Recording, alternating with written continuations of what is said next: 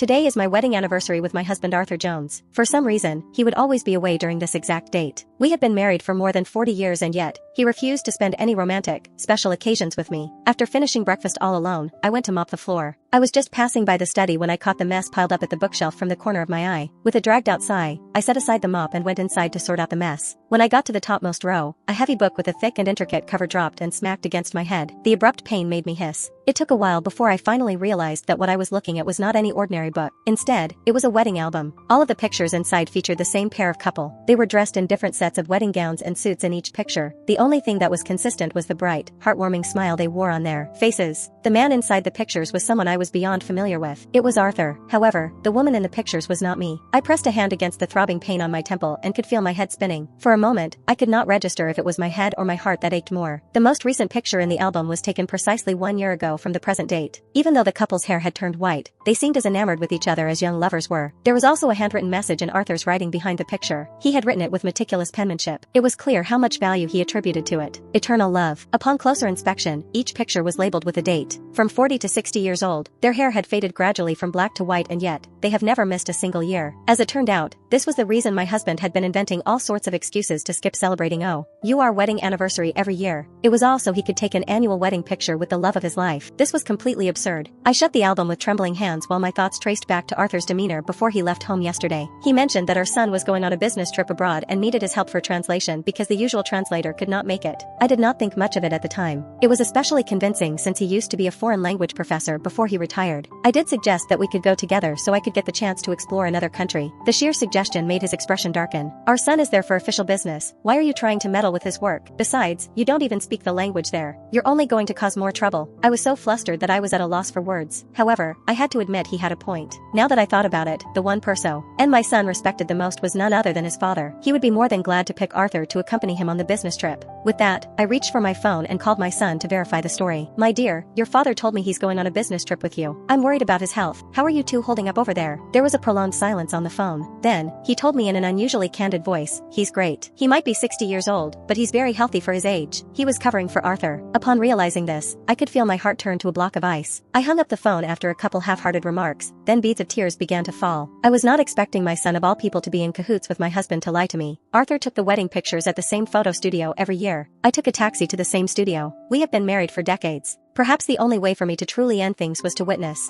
the brutal betrayal in person. When I stepped out of the car, I observed it was getting cloudy. There was going to be a storm soon. I nervously paced to the entrance. It did not take long before I spotted Arthur through the window. He was seated on a couch and dressed in a handsome suit. Suddenly, there was a glow in his eyes. A tender smile came over his usually solemn expression. I followed his line of sight and spotted an older lady dressed in a gown who had just stepped out of the fitting room. Her silver hair was bound up expertly in a bun and had an intricate flower pin poking through it. She was the woman in the pictures. They stood hand in hand and stared at each other with deep affection in their eyes. I felt the world crumbling around me. There was a storm. The clouds above were ominously black and beating thunder. I did not bring an umbrella with me and had to duck under the eaves to get away from the rain. Soon, one of the employees came to collect the signboards left out. Sighed. Upon noticing me, she tried to bring me inside for shelter. Hey lady, it's raining out here. Come on in and take shelter from the rain so you don't catch a cold. She put her saleswoman instincts to work while bringing me inside. Check out our collection of wedding dresses too while you're here. You can bring your husband to take wedding photos here. A lot of our clients are older couples because they never got a chance to get a proper wedding shoot back when they were younger and wanted to make up for it. They do say that love never expires. I dragged my lethargic feet behind her and felt my heart drop as I listened to her. I immediately recalled the circumstances that led me to Arthur in the past. It was a matchmaker who set us up. Back then, he was still busy with his career while I only worked as a cashier, and both of us had little money to spare. In the end, we settled with a simple ceremony for our marriage and called it a day. There was no wedding shoot. He said that we would do it after he had the money for it. I waited and waited. Before I realized it, several decades had gone by only for me to witness him taking countless bridal pictures with another woman. The only thing I could do was note with irony that there was no point counting on such frivolous matters anymore. When the clerk brought me into the store, Arthur was bent over and busy adjusting the gown for his partner. She whispered faintly to him with a noticeable blush, "Stop that, it's embarrassing. I'm an old lady already." Arthur slowly rose. Just as he was about to speak, he noticed me standing by the door. His expression stiffened in an instant, and then he blurted out, "Why are you here?" The moment we crossed eyes, I could notice the inflection of shock, guilt, and even a bit of irritation inside his eyes. Was he upset because I had rudely interrupted his private date? If I was still a young woman, I would have lost it and started telling him off. I would have asked why he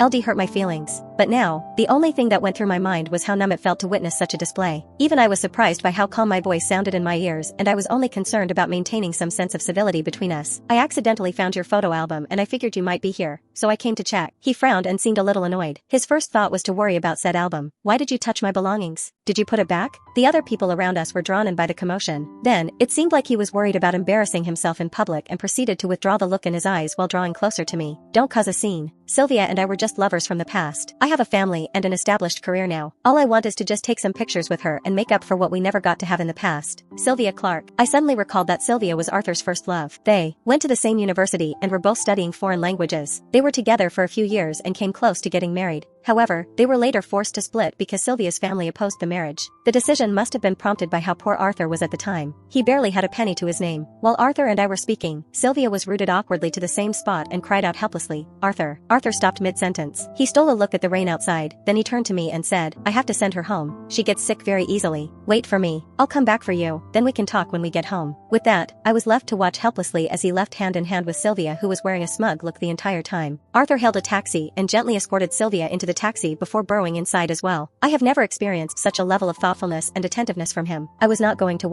it around at the studio like a fool for Arthur to come back for me. I could get a taxi myself. There was no reason to wait for him. I called a taxi and had them drive to the front of the studio. I even troubled the driver to step out and escort me into the car with an umbrella so I would not get caught in the rain. At my age, I am especially vulnerable to sickness. Therefore, I have to take care of myself. Arthur returned 2 hours after I got home. As soon as he entered the house, he yelled at me with a dark look on his face, "Cecil, haven't I told you to just wait for me back at the studio? Did you know that I got drenched in the rain because I headed back there to look for you?" I set aside a cup of hot water I had poured for myself and retorted with a question of my own. "How far is the drive to her place that I would have to wait for you for more than 2 hours?" A trace of guilt flashed across his eyes upon hearing this. He immediately dropped the subject. "Help me wash my clothes and bring me something to get changed into." I noticed that his clothes were soaked with water, and wet clumps of hair clung to the side of his face as well. He had taken off his clothes and tossed them right at my feet. In the past, I had always tolerated his arrogant way of treating me like I was some sort of housemaid. I did it because I figured it was part of my duties as a housewife, especially since he was the breadwinner. Over time, I got used to attending to his every need. But now, I suddenly found myself detesting the way he treated me. I ignored the dirty clothes tossed at my feet and proceeded to question him about the wedding album again. "Are you going to explain the wedding album yet?" He must not be expecting me to keep pressing him about the subject since I was usually so docile and easygoing. He wore a tight frown and started to grumble at me in the same manner a professor would lecture his students. All those years back, we had to split up because we had no other choice. Later on, it was her who came back to me. "But I still didn't divorce you because we had a child and there were many other domestic factors involved. All we're trying to do now is fulfill the dream we never got to fulfill when we were young. Why don't you just drop it since we have been married for so long already?" I regarded him with a drooping look as I listened to his nonsensical justifications. In all the decades we have been married, this was the first time I have evaluated our marriage so bluntly. He claimed that the reason he did not divorce me was because of many domestic factors.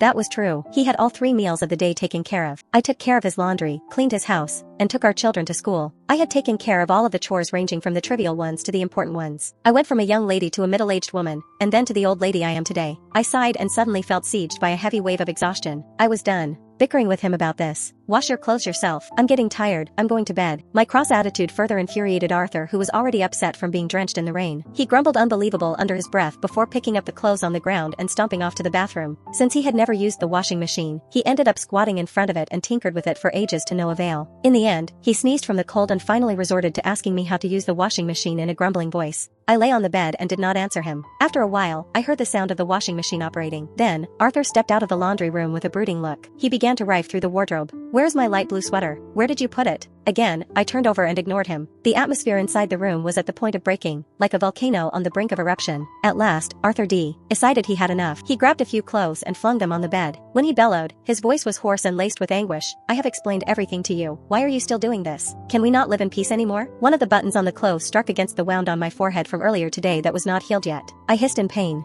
Arthur did a double take, then he came up to me and seemed distraught. "When did you get that wound from?" I didn't even notice. Ever since we met today, his sole attention has been on the wedding album. He couldn't possibly have the mind space to notice my wound at all. I studied his expression for a long time. In my younger days, I was enchanted by his good looks and ended up marrying him. There was no telling what you were going to get when it came to marriage. Though my tone was calm, I was filled with desolation. If we can't live in peace anymore, then we shouldn't even bother anymore. After the words left my lips, I suddenly noticed that all of the feelings I had held for Arthur had gently dissolved.